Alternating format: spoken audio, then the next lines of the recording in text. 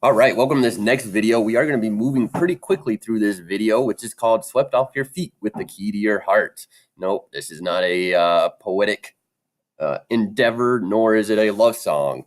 It is just a couple of indicators as to what we're going to be doing moving forward, which I'm not going to spell out exactly for you, other than we are using a couple tools you are familiar with, which will be great to refresh with, and we're using a couple tools that are new to you. We are also making an object that has a practical application, much more practical and realistic than the activities we've done in the past, and is something that you could, and I have done this, with access to a 3D printer, print this object and use it for its function. So pretty cool. It's nice to know that we are moving forward. We are getting more connected to the real world once we get these fundamentals and these basics down. Again, I will be moving fast. You have a couple of clues in the title as far as what we will be doing. Swept off your feet with the key to your heart. I guess that's what you are working on modeling up right today, is the key to your heart, because you will be swept off your feet by the end of this video. All right, moving forward, what I want to do is I'm actually going to sketch an L shape in the front plane. Sketch, and I like to be looking right at that plane, and I'm going to use my line command. I'm going to go up and over. Now I'm going to go ahead and dimension this line to 1 inch, and I'm going to dimension this line to 2.5 inches. Now, when I drew those lines, and when you draw those lines, you want to make sure that your vertical is vertical and your horizontal is horizontal. By just carefully moving your mouse in those directions, Onshape will establish the constraint automatically for you. So there's that. Now, the next thing I want to do, and you may already have an idea of what tool we're modeling up right now.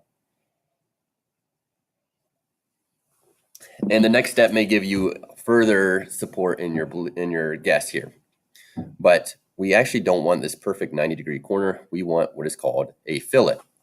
So the fillet command's up there on the toolbar. I'm turning it on and off, kind of rapid fire right now, so you can see which one it is. The keyboard shortcut is Shift and F. And with all tools, I encourage you to pause the video, hover your mouse over them, and read the descriptions that are included. Onshape does a very good job of having some accessible, friendly user interface help. And at the end of the day, I don't want to have to be a coach for you to do these tasks. I want you operating independently without me. All right.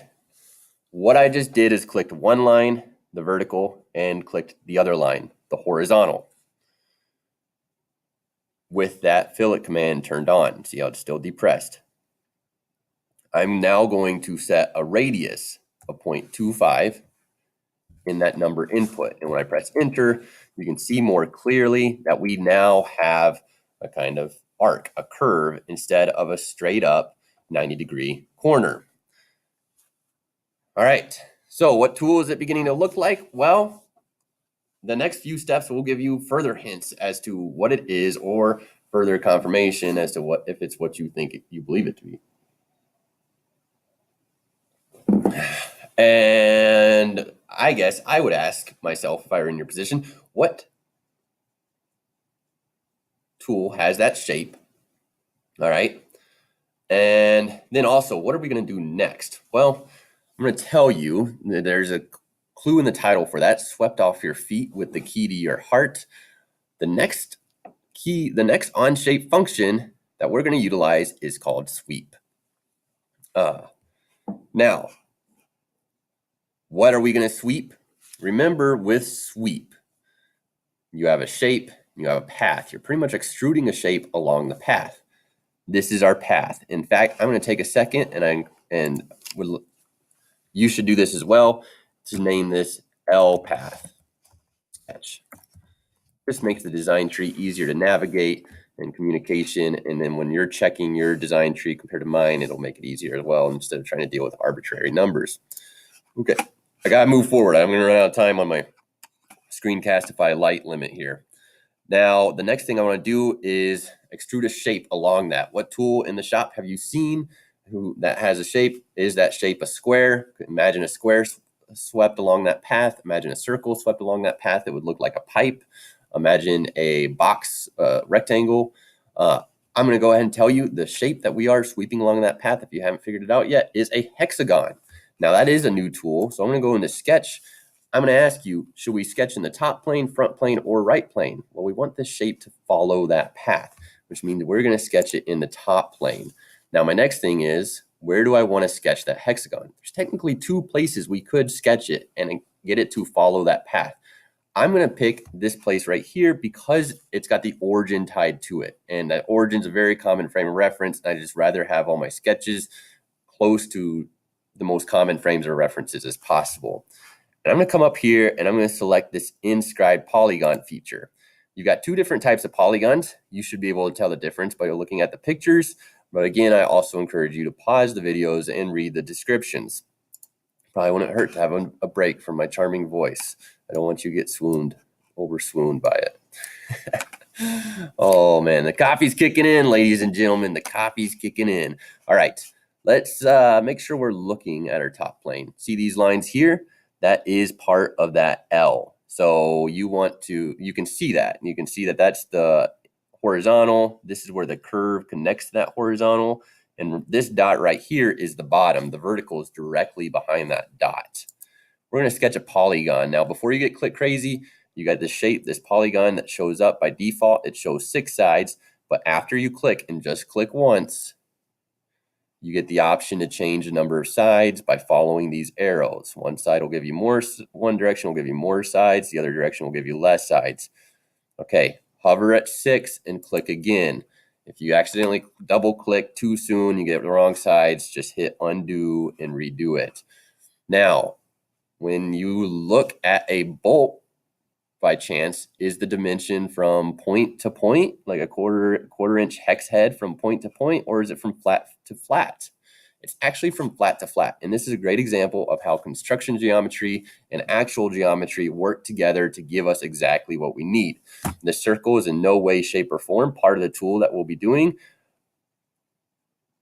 physically, but it is in the sense that this polygon is mandated to be a certain way because of all these constraints that circle in the middle tells it has to follow. This show constraints checkbox is a handy checkbox to play with for learning the tool. I'm not going to get into it because we will run out of time. What I want you to do is go ahead and dimension that inner circle that's done with construction lines to 0.150. Okay, now a polygon is still blue. Why? Let's do the click and drag test. Okay, and we can still rotate it around. With a circle, it wouldn't matter that we can rotate it around, but because a polygon has points, it does matter. Quick way to make it so that it doesn't rotate around is to establish a constraint that it can utilize. I'm just going to pick this line, this side right here, and I'm going to say, hey side, you have to be vertical. Boom, no longer are we able to click and drag and rotate things around. Let's go ahead and just call this sketch the hexagon. All right, and what we're going to do is extrude this hexagon along this L path using the sweep tool. Swept off your feet, we're going to select the hexagon in this top rectangle to extrude, and the path we're going to follow is the L path. All right, and what we end up with is the following. Do you recognize one of these? I happen to have one right here. And again, this is something you could 3D print. This is something that you could, with a 3D print out of just PLA plastic or ABS plastic, you could actually use it. It would work. I have used some of these tools before. Just for kicks and giggles, let's just rename this hex key because that is the name of the tool that you just modeled up. Congratulations. Yes, some people call them an Allen wrench as well. And anyways, that brings us to the end of this video. I hope you enjoyed it. I got my hair cut yesterday.